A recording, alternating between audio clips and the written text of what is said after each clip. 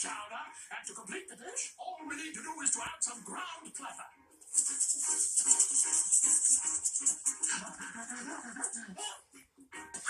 That was close. Thank you, chowder. That would have ruined the dish. Wow, this guy sure is hungry.